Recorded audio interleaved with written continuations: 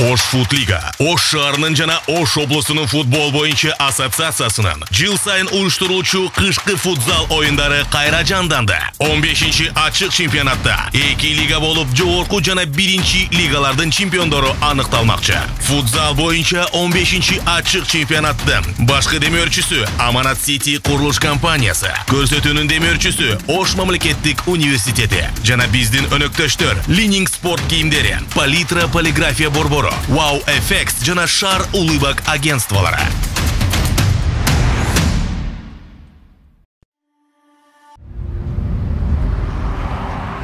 Мен өзүмө ишенем. Себеби күн сайын таң эрте күндүн нуру жүзүмдү аймалайт. Мен кыялданып жүргөн бүт ыңгайлуулуктар менен үйүмдө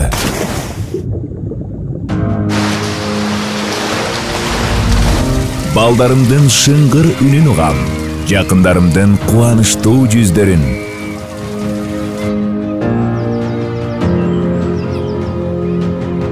Бактылуу көз ирмемдерин көрө алам. Аманат, 1-чи чыныгы резиденция.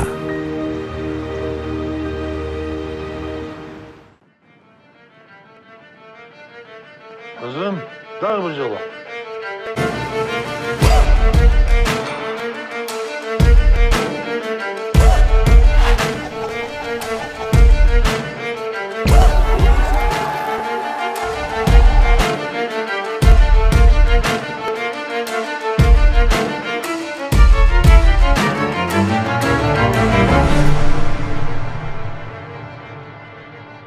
Кыргызстандын билим берүүсүнө, илимине, экономикалык, маданий жана руханий потенциалын өнүктүрүүгө эмгеги сиңген Даңк ордендүү Ош мамлекеттик университети келечекке ишенимдүү караган улан кыздарга билим эшигин ачат. Ош мамлекеттик университети дүйнөлүк билим берүү мейкиндигин сиз менен бирге багындырат. Ошму сапаттын кепилдиги, билимдин мейкиндиги.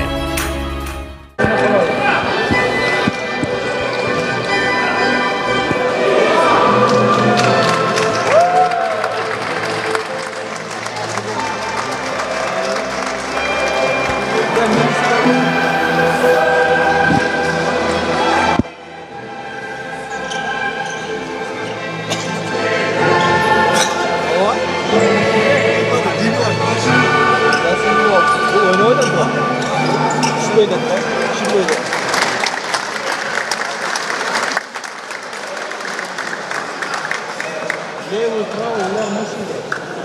Точно нет.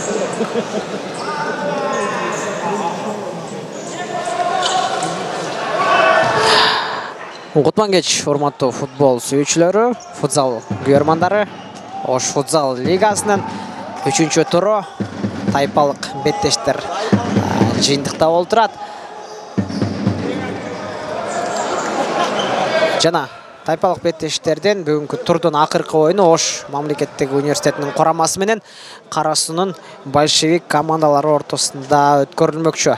Командалар үчүн бүгүнкү упайлар маанилүү, андыктан эки команда тең упай үчүн колдон келген аракетин жасап аягына чейин күрөш өткөрөт. Акыркы Б тайпасындагы турнирлик жадвалга көз чаптырсак, Шакват командасы 6 упай менен келаткан, Кара Суу 3-7 командасы 4 упай менен. Ал эми дал ушул беттеш большевик жана Ошму командалары, большевик командасы 1 упай алып 3-чү орунда болсо, Ошму командасы упай чогултай элек болчу. Эгер бүгүнкү беттеште Ошму командасы жеңишти багындырса, анда тайпадан 3-чү орун менен чыгып кетүүсү мүмкүн. Албетте, большевик командасы үчүн дагы бүгүнкү 3 упай маанилүү. Эгерде атандаштарынан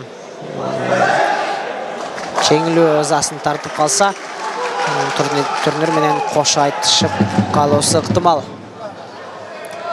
Тең чыгууда большевик командасын канааттандырбайт. Андыктан болгон күч аракеттен жумшап, жеңиш үчүн аягына чейин күрөшөт. Ал эми алдыдагы минуталарда кызматыңыздарда мен Улукбек Салиулу, кесиптешим Улукбек Бакытов жана Айкөл Олжобай уулу болмокчубуз.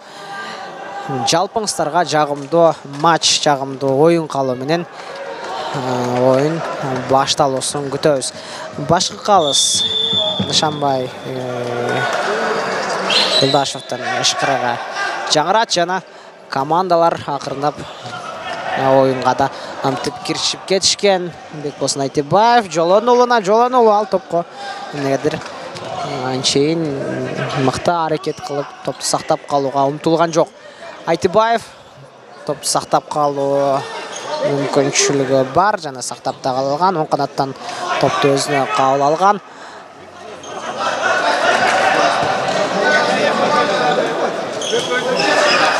Арттан болсо Равшанов алыс каралыктан дарбазага сокку жолдоп көргөн эле буга чейинки эпизоддордо. Кайдан Равшанов алыскы бурчка жана Жолонуулу дарбазага сокку жолдойт. Бул учурда мыкты тебилген соккуну Гапаров сактап олтурат. Бекзат Насиров Ошму командасынын оюнчусу, катачылык Равшановдон дарбазага сокку мыкты. Бирок дарбазага таамай эмес. Командалар курамын тааныштырууну Большевик командасынын баштасам, анткени Большевик командасы бүгүн өз үйүндө оюн өткөрүп жатат.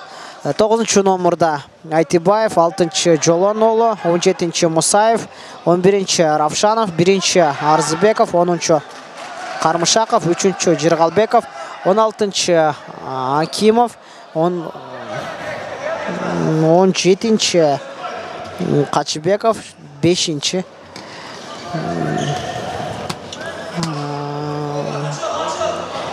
тилекке каршы бул жерде протокол гол менен толтурулгандыгы үчүн гол жазманы окуу кыйынга туруп жаткан кези, андыктан 5-оюнчунун аты жөнүн толук айта алган жокпуз. Ал эми Ошму командасынын курамы 10 номурда Эркебаев, 12 Мухтарали уулу, 4 Насиров, 7 Акунов, 17 Раджапов, 6 Мадаминов, 3 Жумабаев, 2 Исламов, 5 Уланбек уулу жана 1 дарбазачы Гапыров. Дал ушундай курам менен эки команда бүгүнкү беттешке дарданып келишкен. Гапыровдун алдыга ыргытып берүүсү коргоочулар тарабынан кайтарылган болчу. Акжол Равшанов арткы бөлүп ойнойт. Бексултан Жолонуулу, Бектурсун Жолонуулу мыкты атандашына өтүп кеткен. Жана өнөктөшкө узаттуу дарбазачы менен 1-1. Бул учурда 5 номурдагы Малдинов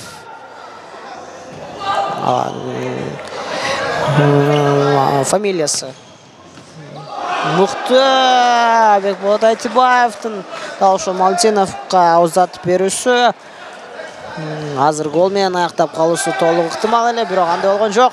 Ошму командасы чабуулга шашат. Мухтарали уулуна берилген пас тилекке каршы бир аз кубаттуу болгондугу үчүн ылдамдуулугу жетишкен жок.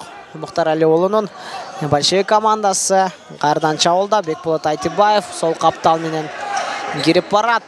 Дарбазага сокку жолойбу? Жок. Дарбазага сокку жолгон, бирок ал чабуулу, ал соккусу өз дарегине, өз максатына жетпегендей. Калыс болсо Улан Мухтарали уулуна эскертүү берип кеткен.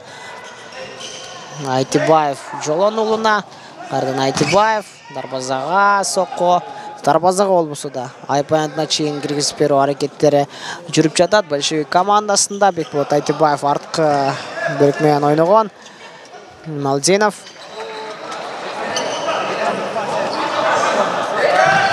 Жолонуулу Равшановдун отун арты менен дарбазачыга өткөрүп коюу амалы ийгиликтүү эмес. Жолонуулу дагы мыкты тебилген сокку, алыскы бурчта балким өнөктөшүү болгондо гол жаралмак. Бирок ал топко жетишип барган эмес болчу. Мухтарали уулу топ менен Насировго калтырган. Насиров топту сактап калуу аракетинде. Мухтарали уулу өнөктөшүнө берүүсү зарыл. Эркебаев, Акыл Эркебаев, Насиров алыска бурчка пас өткөн жок. Коргоочулар ал топту сактап калган болчу. Капталсыздан кош берүү болсо Ошму командасында уланат. Насиров дал ушул Ош мамлекеттик курамасынын оюнчуларын байкасак көпчүлүгү жаңа гана чыгып келаткан оюнчулардан. Мухтар Али уулу дарбазачы менен берге бир ойун эрежеси бузулду. Большевик командасынын дарбазачысы бул учурда Качыбеков атаандашына карата кооптуу ойун көрсөткөн, кооптуу аракет менен атаандашын кулаткан, андыктан ойун эрежеси бузулду деп табылды. Жана айыптоонун азыр Ошмо командасынын оюнчусу Бекзат Насиров алдында. Бекзат Насиров жана аналда Улан Мухтар Али уулу. Албетте эки оюнчу мыкты сокку жолдой алат. Ал ортодо Бекзат Насировдун соккусун көрө алдык. Бирок ойдогудай болгон жок.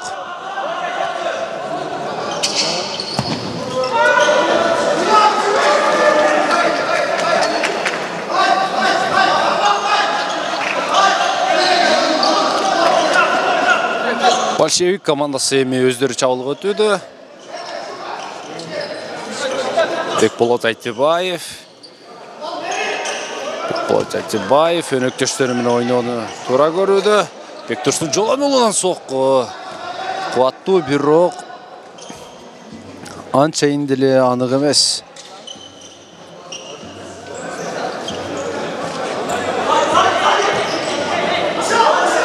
Ошмун командасы чабуулга өтүүдө. Алыстан сокку жана дарбазачы өз ордунда. Бурчтан чыгарып берүү Ошмун командасы аткарат. Артка кайтышты.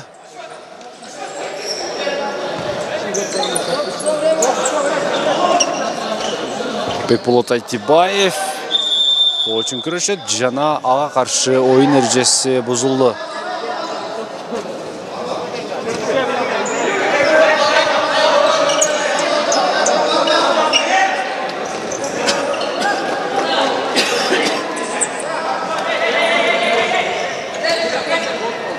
Ражапов андан ары өнөктөштөрүгө ойноду. Жана бул жерде Ошму командасынын чабуулу дарбазага жетпей, өздөрүнүн таласында өз соңуна келген кесе Бектурсун Жолонуулу.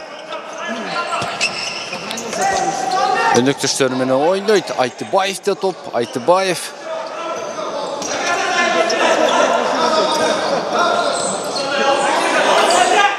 алыстан сокку Айтыбаевке, жана бул жерде Айтыбаевке тийген топ сыртка чыгып кетти. Ошму командасы эми акырындап чабуулга өтүүдө. Тоочун күрөш. Дарбазачы бул топту кайтара алды. Алыска пас, бирок анын пасы ойдогудай болгон жок. Айтыбаев топту кайтарганын көрө алдык. Ал ортодо Большевик командасы топту өз карамагына алган кези. Ортолукта пас өткөн жок. Тоочун күрөш, жана Ошму командасы топту өз карамагында сактап калды.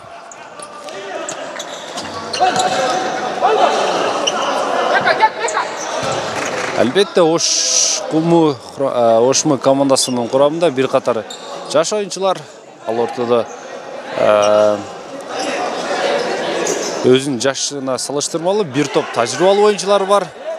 Албетте бүгүн Ошму командасы эгер кийинки этаптарга чыгууну кааласа, бүгүн сөзсүз түрдө жеңишке жетиш керек. Ал эми тажрыйбалуу Большевик командасы, тагыраак айтканда тажрыйбалуу оюнчулардан куралган Большевик командасы аларга мүмкүнчүлүк береби? Айтор алдыңкы минуттарда көрө жатарбыз. Сокку бергенге Ошму командасы мүмкүнчүлүк берген жок. Жана бул жерде топ сыртка чыгып кетти. Дарбазачы аны оюнга кошууда. Ошмун командасында экинчи төрттүк, тагыраак айтканда биринчи төрттүк оюнга кошулду. Ардактуу көрүүчүлөр, бизде эсеп ачыла элек, эсеп 0-0. Тең күрөш, эки командада жакшы мүмкүнчүлүктөр болду. Албетте эки командага бүгүнкү оюндагы 3 упай өтө эле бир зарыл.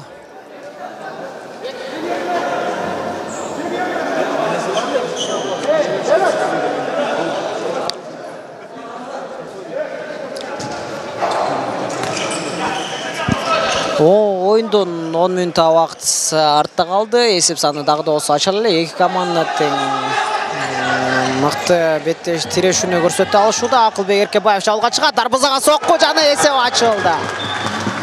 Акылбек Эркебаев мынамытып өзүнүн айпантынан баштап атаандашынын аянтына чейин кирип барып мынамытып капитандык милдетин мыкты так аткарып эсеп санын ачып олтурат. Эгерде дал ушундай эсеп саны сакталып кала турган болсо, Ошму командасы жеңиш менен аяктап калуусу деле мүмкүн. Большевик командасы чамдашы керек, өзүнүн дарбазасына гол өткөрүп жибергени аларга болгону минуска иштеп калыш мүмкүн.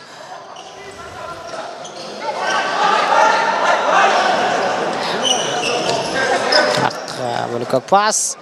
Акжол Равшанов, жазгырбалуу. Бережеси бузулган жок. Ошму командасы ыкчам чабуулга чыгат. Мухтар Али уулу кубаттуу сокку. Мыкты тебилген жана топ дарбазачы сейфинен тагы Качыбековго тийип чыккандыгы үчүн кайрадан бурчтан чыгарып берүүнү аткарышууда Ошмун оюнчулары.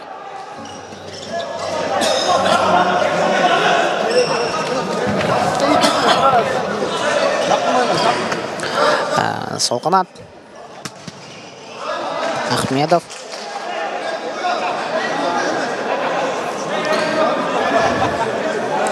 Капталсызгынан кошуу. Ахмедов, Акжол Равшанов. Артка. Ахмедов. Коргоочуларга тийген. Качыбековдун кайрадан айпадына киргизип берүүсү. Мухтар Алиулу чабуулга чыгат. Топту жоготкон. Каршы чабуул.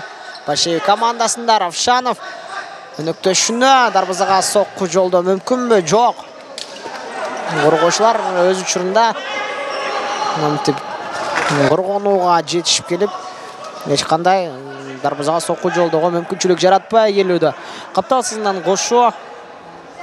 Мусаев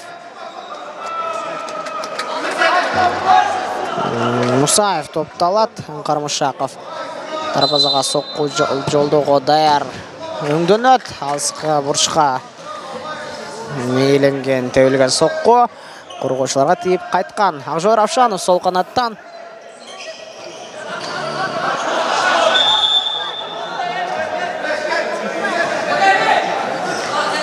Топ жоголгон. Ошмун оюнчулары капталсыздан топту оюнга кошууга даяр.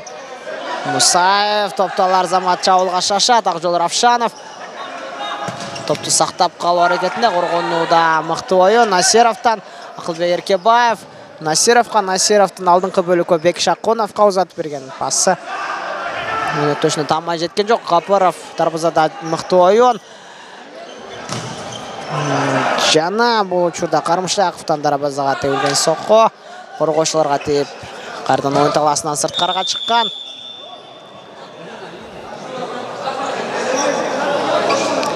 Ош футзал оюндарынын өткөрүлүп жаткан чоңдон чоң салым кошкон, түздөн түз таасири бар. Биздин демирчилерге ыраазычылык билдирип кетүүбүз туура болот. Себеп дегенде жогорку даражадагы уюштуруп жаткан бул турнир келечекте дагы да болсо футзал күйөрмандарынын эсинде сакталып кала турган турнирлерден болууда. Ахмедов сол канатка. Ош футзал оюндарынын башкы демирчүсү Аманат Сити курулуш компаниясы. Мыкты тебилген сокку алыска бурчка. Ал эми көрсөтүүнүн демирчүсү ТМЖ телеканалы жана Ош мамлекеттик университети. Ошондой эле биздин дагы өнөктөштөр, биздин достор Ленинг спорт кийимдер магазини, Палитра борбору, Вау Effects жана Шарулыбак жасалғалы агентстволары. Ақжол Равшановтан мықты пас. Қармышақов соғаттан екінші қатқа ұзату, қорғаушыға тейіп ойын таласынан сыртқарға шыққан, анықтан бұрыштан шығарып беруге даяр. Дарбызға соққы Ахмедовтан. Ахмедовтың қуатты соққысы қорғаушыларға тейіп күші жоғытқан елі. Сол қанаттан Қармышақов кирип баруға әрекет қылады. Ол үшін күреш ойын іргесі бұзылған жоқ. Ахмедовтың алысқы бөліктен дағы бір рет соққысы. Раджапов Насировқа. Насиров топ сақтап қалуға әрекеттенуді. Өніктөштері жардан берісі керек. Равшанов бірақ ал топқы.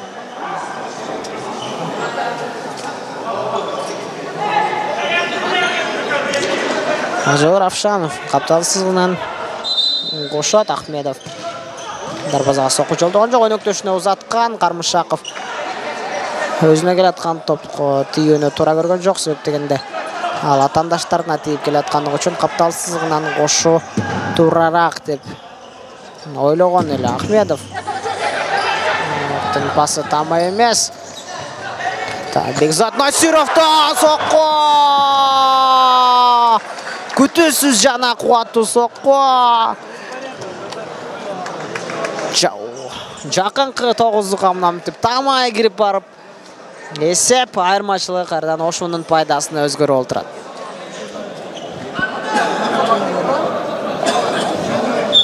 Чындығында Бекзат Насировтан мұндай қуатты соққы боларын күткен емес. Қачыбеков большевик командасының дарбызатшысы. Дегеле Бекзат Насировтан дал ушундай соққылары башқа турнирлерде да көріп келуді. Бұтын ұшымен өте қуатты соққысы командасы үшін ардайым гол жаратуға жардам беріп келеді. Бұл жолқысында далашылардың қатарында олды. Ақылбек Еркебаев артты бөліктен дарбызаға соққы жолдады. Жоқ. Дарбызаға соққы жолдаса да, өніктөшіне пас ұзатса да екөсітен өз мақсатына жеткен жоқ. Топымен большевик командасы.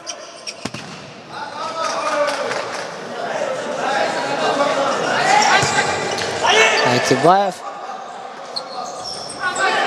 Қардан Айтибаев. Шырғалбеков. Сол қанатменен. Таңдашын жазғыр алу әрекеті. Малдинов.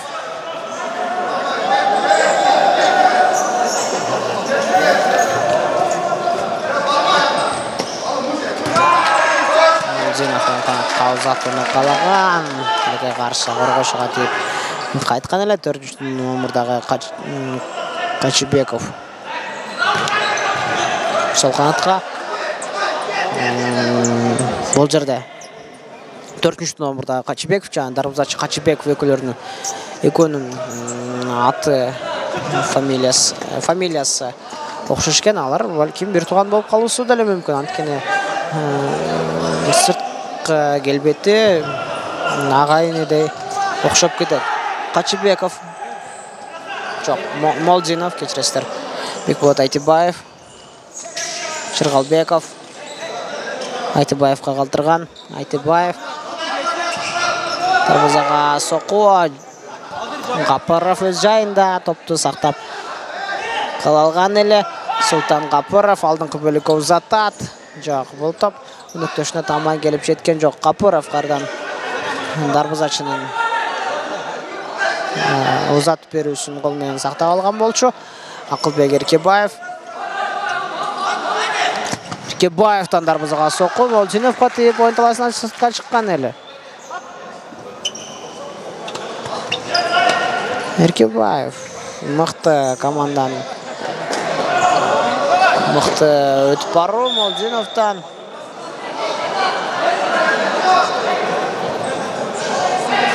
Мықты ылдамдылықпен топқа жетіп барған. Молдинов қапталысынан қошу. Жана Қачыбековтан дарбазаға соққы. Есеп саны большевик командасынан ашылды. Биринчи бөлүктүн акыркы секундаларында большевик командасына гол алып келген 4-чү номурдагы Кадырбек Качыбеков. Мыкты сокку чындыгында. Гапаров, Султан Гапаров бул топту тосуп калуусу оңой болгон жок, тосуп кала албады деп да айтып кетсек болот. Раджапов, Исламов, кайдан Раджапов. Раджаповдун сол канатка узатуусу ишке ашырылганга чейин эсеп биринчи бөлүк аяктады. Эсеп боюнча Ошму командасы 2-1 эсеби менен алды да. Экинчи бөлүктө мындан да кызыктуу өтүүсүн каалап кетет элек. Ош Футлига, Ош шаарынын жана Ош облусунун футбол боюнча ассоциациясынын жыл сайын уюштуруучу кышкы футзал оюндары кайра жанданды. 15-чи ачык чемпионатта 2 лига болуп, жогорку жана 1-чи лигалардын чемпиондору аныкталмакчы. Футзал боюнча 15-чи ачык чемпионаттын башкы демөөрчүсү Аманат Сити курулуш компаниясы, көрсөтүүнүн демөөрчүсү Ош мамлекеттик университети жана биздин өнөктөштөр Лининг спорт кийимдери, Палитра полиграфия борбору, Wow FX жана Шар улыбак агентстволары.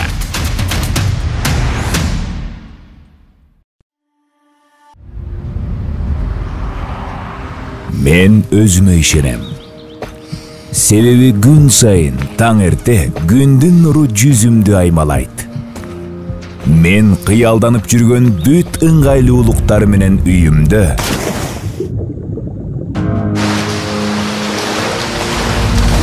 балдарымдын шыңгыр үнүн угам, жакындарымдын кубанычтуу жүздөрүн.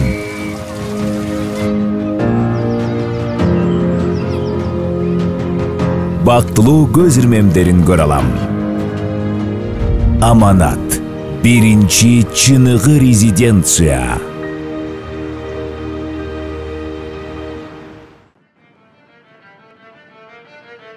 Kızım, dar bir yola.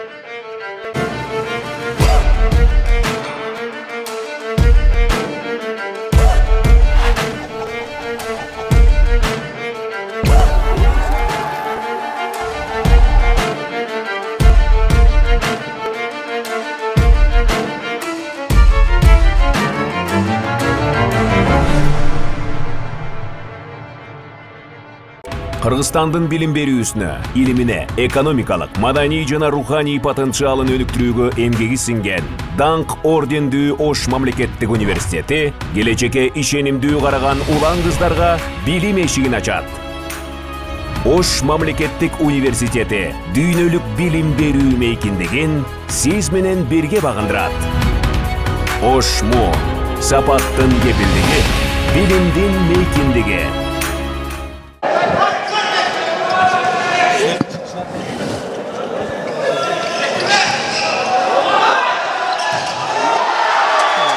Болот Айтыбаевтан мыкты гол көрдүк, эсеп саны теңделди. Большевик командасы атандашын кууп жетти. Ошму жана большевик командалар ортосунда болуп жаткан беттештин экинчи бөлүгү оюн башталар замат.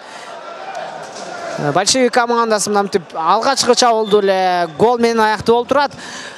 Бул гол албетте Ошму командасын ойгото койду болуш керек. Себеп дегенде 2-0 эсебинде алда бараткан жайынан мынтип дарбазасын 2 гол өткөрүп жиберип, эсеп саны теңделип калганы Ошму командасынын эмнегедир оюнду таштап жибергенинен кабар берет. Андыктан эгерде бул турдан упай чогултуп чемпионаттан кийинки баскычка өтүүнү каалаган болсо Ошму командасы чамдашы керек. Албетте большевик командасы да бул учурда жөн карап турбайт. Алар үчүн дагы кийинки баскычка өтүү аябагандай маанилүү. Бурстан чыгарып берүү большевик командасында Жолонуулу Бекболот Айтыбаевга калтырган. Айтыбаев дарбазага сокку жолдойт. Кубаттуу сокку Мухтар Алиулуна тийип кайткан эле. Молдинов оң канатка, Жолонуулу арткы бөлүккө Бекболот Айтыбаев дагы бир өзүн сынап көрүү, жазгыруу алуу, өнөктөшүнө узатуу, баш менен дарбазага сокку Жыргалбековдон. Гапаров өз жайында. Командалар экинчи бөлүктө аябагандай жогорку темп менен башта оюнга киришип кетишкен. Жолонуулунан дагы бир сокку күтө. Султан Гапаров өз дарбазасын мыкты сактап калган болчу. алдыңкы бөлүккө узат берилген пас Бекзат Насировго келип жеткен жок. Качыбеков дарбазадан баштайт. Бекболот Айтыбаев топту алар замат өнөктөш Бектурсун Жолонуулуна. Жолонуулу алдыңкы бөлүк Молдинов атандашын жазгырып алуу аракети, бирок Мухтар Алиулунан өтүп кетүү оңой болгон жок. Бекзат Насиров чабуулга кирип барат. 3 коргоочунун арасына киргендиктен бул топту албетте комбинацияны улантып кетүү ойдогудай болгон жок. Бекзат Насиров анык эмес пас Мухтар Алиулу коргонуу бөлүгүндө катачылык. Ойун эреси бузулду. Улан Мухтар Алиулу атандашы дарбазачы менен бирге-бир чыгып калган жайынан атандашын кол менен түрткөндүгү үчүн oyun эрежеси бузулду деп табылды. Демек айыптоо айып аянтына жакын аймактан большевик командасына ыйгарылган.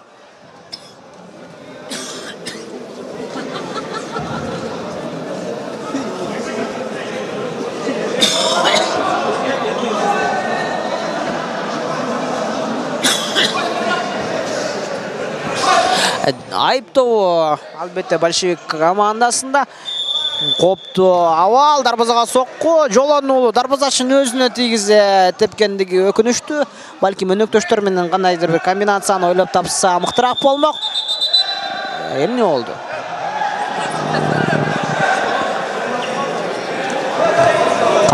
Капталсыз гана топ кошулабы? Жок.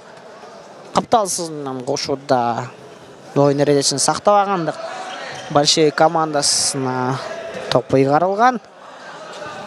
Ошмонун оюнчулары болсо дарбазадан топту баштайт. Султан Гапаровдун алдыңкы бөлүккө узат берген пасын, кол менен узат берген пасын Жыргалбеков, Адлет Жыргалбеков сактап калган эле.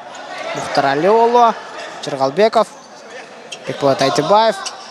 Айтыбаев арткы бөлүккө ойнойт. Жолонуулу.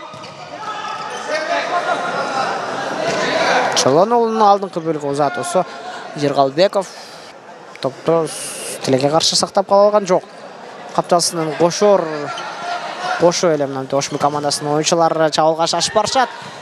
Дарбазачы менен бирге-бир чыккан, бирок топко дарбазачы биринчи болуп жеткендигине байланыштуу топ чабуул кайтарылган болчу. Капталсызгынан кошо Бекзат Насиров алыска аралыктан дарбазага сокку жолдойт. Коргоочуларга тийип кайткан.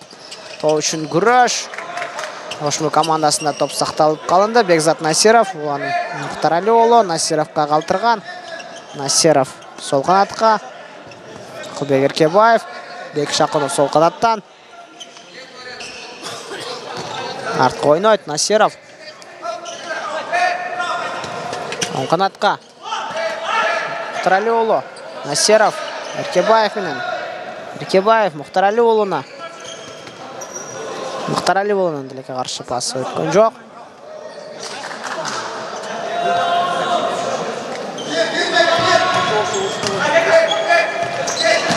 Эркебаев, Авшанов атандашынан топту алган, жана дарбаза менен бирге-бир жок. Гол жаралган жок, oyun эрежеси бузулду.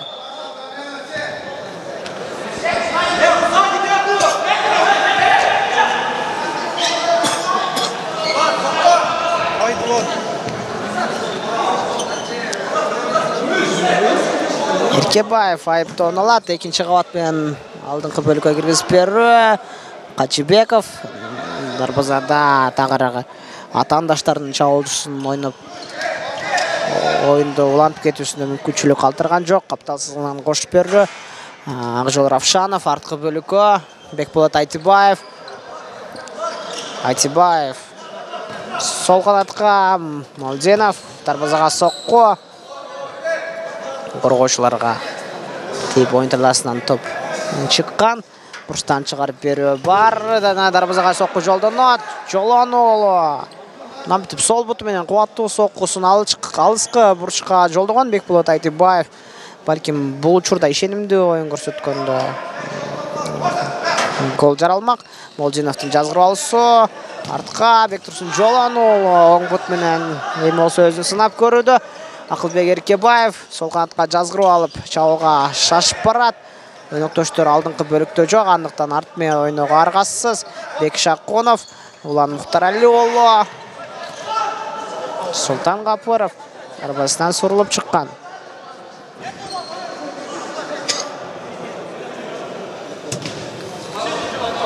Ажор Равшанов артқы бөлікке Бекболат Айтыбаев дарбазаға соққы жолдады. Айтор тамай олған жоқ. Бекзат Насиров тағы бір рет шабуылға шыққан. Жана мына мінтіп Ошмо командасының Ошмо құрама командасының пайдасында 3-ші голды алып келді. Өзінің дубль жаратып Бекзат Насиров өзгөчүлөнгөн кезде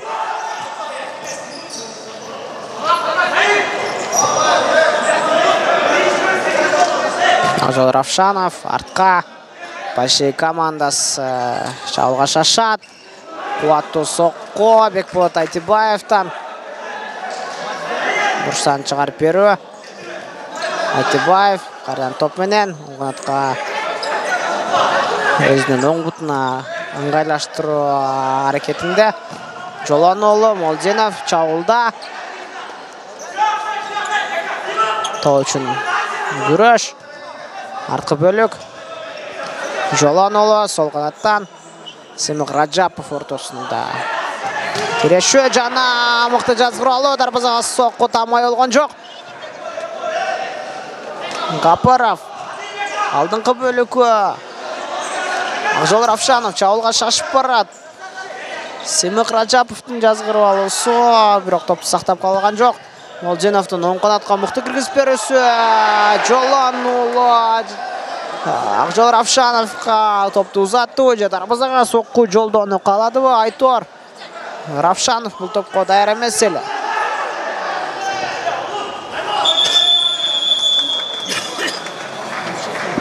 Ошмо командасы чындығында. Ошмо командасынан бұндай ойынды күткен емес. Біз себептігінде тайпалық ойындарда бұға чейін атандаштарына 2 рет отылып жеңілі ұзасын тартып қалышқан. Бүгінгі ойынға ақырқы дем күшке чейін ойын көрсетеміз деп дәрданып келішкендей. Далы шындай беттешті құра алышуда. Тегілі 2 командаға тең ақырқы секундаларына чейін егілік қалайыз.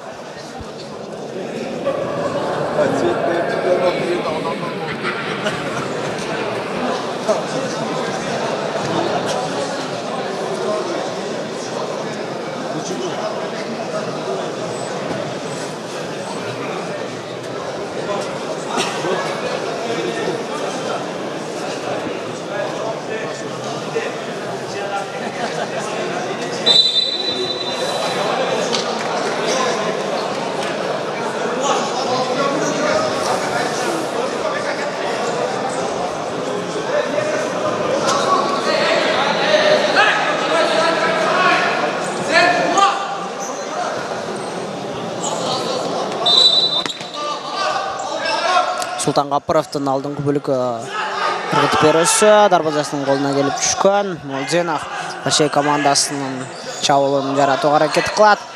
Бекболат Айтыбаев. Айтыбаев атандашын жазғыру алу әрекеті. Оң қанатқа тартқан. Атандашын жазғыру алу әрекеті. Жана сол бұтқа алып. Дарбазаға соққы. Тілеге қаршы тама емес. Ошмон ойыншылары шашқан жоқ. Султан Гапаров топты алып намты алдыңқы бөлігі ұзатат. Алым Исламовтың соққысы аншайынделі ойдағыдай қуатты болған жоқ. Андықтан Қачыбековқа дағы аншайын ыңғайсыздық қорқыныш жаратқан жоқ. Султан Гапаров, Бекзат Насиров. Насировтың алдыңқы бөлігі ұзатты осы.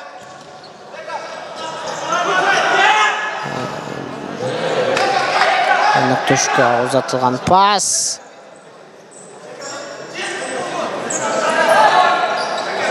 Бекболат Айтыбаев. Мықты Креспері Мұсаевқа. Тілеге қарсы топты сақтап қалғанда бәлкім бұл комбинация оламақ. Бірақ андай олған жоқ. Бекзат Насиров алдыңғы бөлігі ұзатат. Алым Исламов ағарата. Қопты ойын әресі бұзылған жоқ. Алым Исламовқа қарата дарбазачы Қачыбеков бұт менен шығып барған. Емнегедір ойын ережесі бұзылды деп табылған жоқ.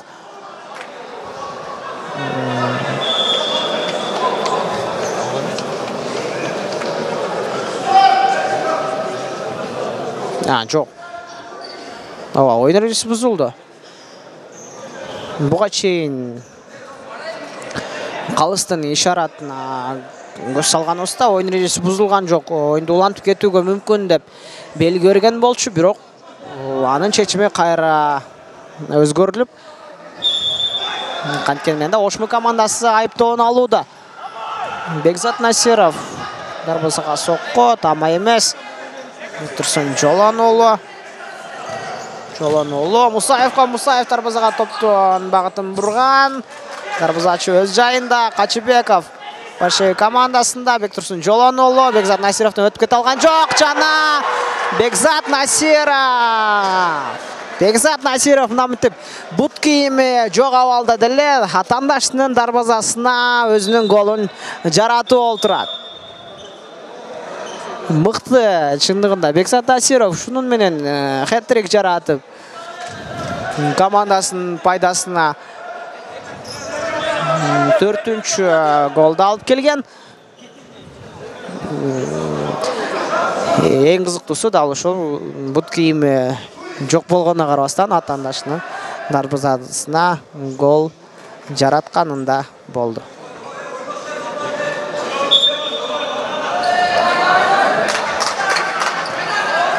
Адлет Чыргалбеков, Бектурсун Жолонолу.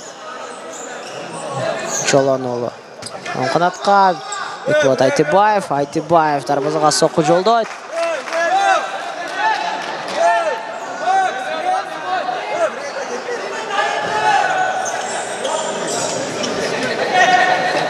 Жолонолу.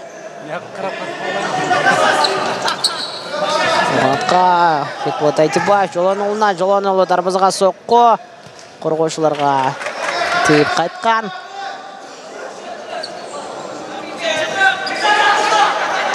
Айтыбаевтан дагы бир рет сокку жолдонот, алыска бурчка өнүктөшүнө узатуу аткарылгандай, бирок анысы коргоочуларга тийип оюн таласынан чыккан. Бекболот Айтыбаев оң канатка, Молдинов жазгырып алуу, Жыргалбеков комбинацияны улантып кете алган жок, топ үчүн аягына чейин күрөш уланат. Каптасынан кошу, жана дарбазага сокку Бекболот Айтыбаевтан. Бекзат Насиров ал топко жетип бара албаган болчу. Айтыбаев оң канатка, Молдинов кардан чабуулда. Акылбек Эркебаев.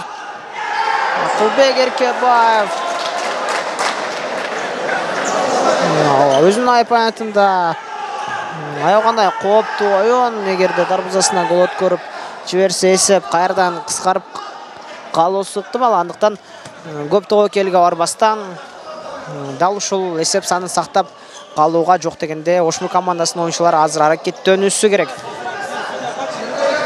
Жыргалбеков оң канатка, Молдинов Айтыбаевтан, Бекзат Насиров топты сактап кала алган. Мухтар Алиулунун оң канатка узатуусу. Капталсызынан кошуп берип Ошму командасында дагы да болсо.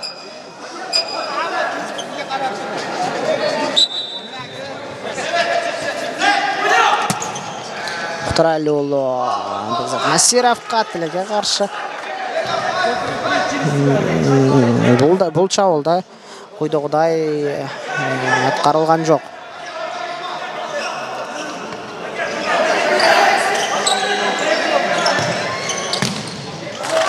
Мыкты.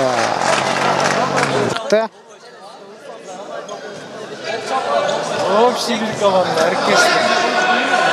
Молдинов оң канатка, Бекболот Айтыбаев жазгырып алуу, сол канатка узаткан. Молдинов, Султан Капыров дарбазасынан мыкты, өз учурунда чыккан эле.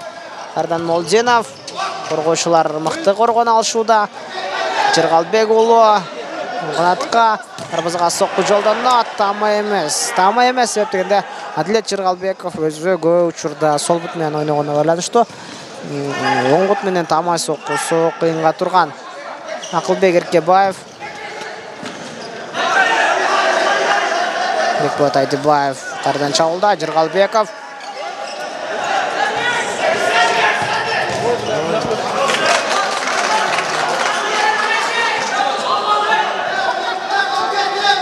Молденов оң канатқа. Бекболот Айтыбаевтан дарбазаға соққы.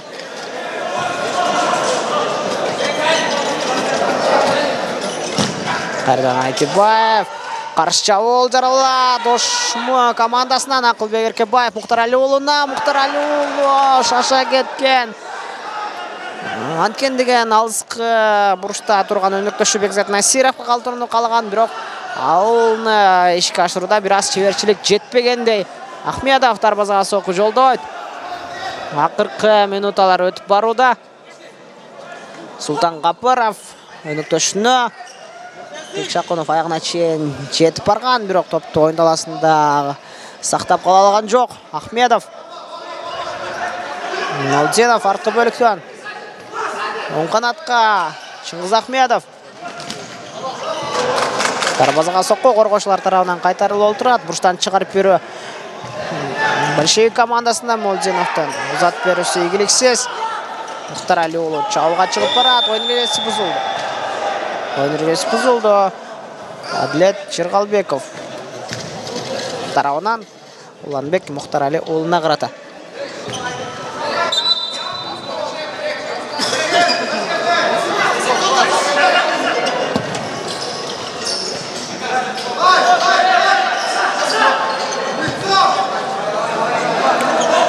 Бөлік Молденов чауылда большевик командасы гол жарату әрекеттен көреді. Бекзат Насиров чауылға шығып барады. Бош қалған дарбазаға соққы қорғаушылар бірінші болып топқа жеткен әлі. Бектұрсын Жоланұлы. Большевик командасы чамдашы керек, егерде дал ушыл есеп саны сақталып қала тұрған болса, большевик командасы ойындан жеңіл ұзасын тартып, бұл чемпионат менен қошайтып қалуысы толық ықтимал. Андықтан аяғына шейін күреш, үзілбеген үміт, аяғына шейін уланусы Зарыл Жырғалбековтан дарбазаға соққы, Ақылбек Еркебаевқа тиіп, бұрыштан шығарып беру большевик командасынан атқарылу алдында. Шыңғыз Ахмедовтың ұзат берісі, Бекзат Насиров алысқа аралықтан дарбазаға соққы, дарбазачы топқа бірінші олып жеткен. Бекболот Айтыбаев чауылда. Өніктішіні қалтырауы. Жоқ, аяғына шейін өзі барған. Бекболот Айтыбаев өніктішіні ұзату. Жаңа дарбазаға соққы. Бектұрсын Жоланұлы. Мұна бітіп. Дарбазаның ашық қалған жерін байқап. Дарбазаға соққы жолдаған. Жаңа есеп саны қысқарды.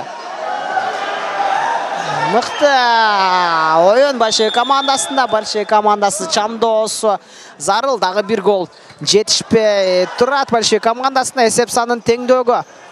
Симық Раджапов, Бекзат Насиров, топты алдыңқы бөлікі. Бұл шешім болса да қанша бір пайызға тура. Анткені дарбазаға соққы жолдынады. Мықты соққы Молденовтан, бірақ тамай емес. Бекзат Насиров алысқы аралықтан кіргіз беру әрекеті. Той үшін күрешіланады. Алым Исламов топты башменен ойынтыласынан сырттарға шығарып жіберген әлі. 5-ші ойыншы большевик командасына жардамға келген. Бекболот Айтыбаев өзінің киімін алмаштырып, намытып 5-ші ойыншының міндетін атқару үшін тағырағы топты сақтауды, үстемдікті дағыда күш өту үшін ойын таласына қошылған болчу. Ошмы командасы 1,5 минута уақыт аралығында топты өздерінде сақтап, атандашының гол жаратпосына қаршылық көрсетсе, бұл ойында жеңішмен аяқтап қалуысы мүмкін.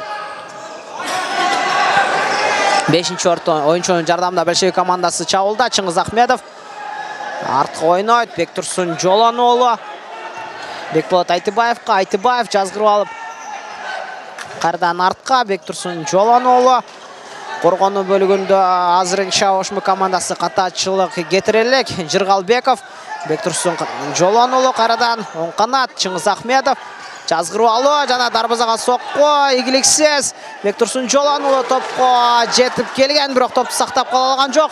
Ақырқы секундалар. Бекзат Насиров сол қанатқа қапталсынан қошу Большевик командасында ақырқы секундалар. Мользинов жана чабуылда Большевик командасы өнөктөшкө өткөрүп берилген пас тилеге каршы топко жетип келе алган жок. Капталсынан кошу Ошму командасында акыркы 10 секунда алдыңкы бөлүккө тебилген сокку, топту чыгаруу аракети Адилет Жыргалбеков. Капталсызынан кош берүү жана Ошму командасы 3-чү тур оюндарында атаандашынын үстүнөн 4-3 эсебинде жеңишке жетишип, бул турда 3 упайды чогулта алды. Жана турнирдик жадвалда өз тайпасында 3-чү орун менен чыгууну камсыз кыла алды. Демек, кийинки баскычка Ошму командасы толук ишенимдүү өттү десек болот. Кийинки тур оюндарында жолугушканча сак саламатта болуңуздар. Сиздердин кызматыңыздарда мен Улукбек Салиулу, кесиптешим Улукбек Бакытов жана Айкөл Олжобай уулу болдук. Кийинки чыгарылыштардан көрүшкөнчө аман туруңуздар. Алгач бүгүнкү учуңуздар менен сиздерди куттуктайбыз. Бүгүнкү оюн сиздер үчүн кандай болду? Бул оюнга негизинен кандай даярданасыздар? Буга чейинки оюндарда тилеге каршы жеңиш дамы ката элек болушсуздар. Бул жеңиш дамы боюнча өткөрүсүңүздөр. Биринчиден куттуктарыңызга рахмат. Бул оюн биз үчүн абдан керектүү болду. Бул оюнду утсак бизге турнирди аяктамакпыз. Ошондуктан биздин айткан тренердин установкасын кылып, сөзсүз жеңишке жетишибиз керек болду. Атамдаштар арасында исламды жана байкадыңыздарбы же атамдаштар арасында оюнчулардын жоктугу таасир эттиби? Атамдашыбызда эми сборный игроктор бар болчу, ошолор келбей калгандыктан бизге жеңилирээк болду деп ойлойм. Атак атамдашыбыз күчтүү. Кийинки оюндарга даярдыктарыңыздар кандай жүрөт? Негизи машыгуулар ар дайым өтүп келүүдө. Эми кийинки оюнга азыр ким бизге кайсыл соперник түшөт аныксыз.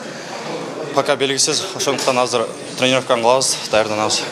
Алдыга настрой финалга чейин? Иншаллах, буюрса финалга чейин.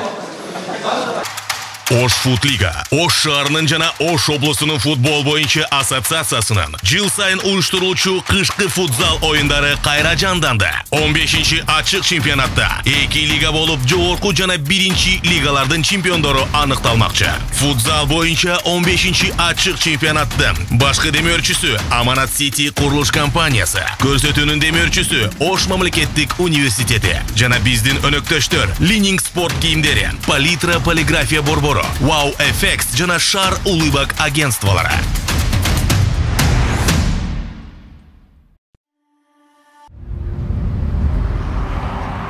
Мен өзүмө ишенем. Себеби күн сайын таң эрте күндүн нуру жүзүмдү аймалайт. Мен кыялданып жүргөн бүт ыңгайлуулуктар менен үйүмдө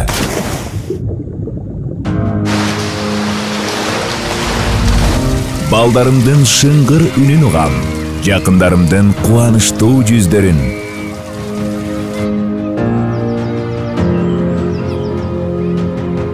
Бактылуу көз ирмемдерин көрө алам. Аманат, 1-чи чыныгы резиденция.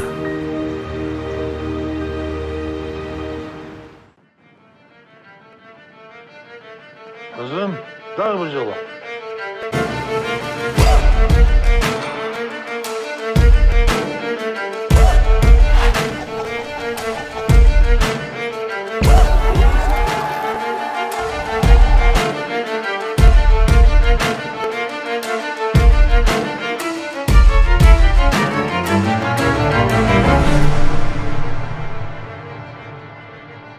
Кыргызстандын билим берүүсүнө, илимине, экономикалык, маданий жана руханий потенциалын өнүктүрүүгө эмгеги сиңген Даңк ордендүү Ош мамлекеттик университети келечекке ишенимдүү караган улан кыздарга билим эшигин ачат. Ош мамлекеттик университети дүйнөлүк билим берүү мейкиндигин сиз менен бирге багындырат. Ошму Сапаттын кепилдиги, билимдин мейкиндиги.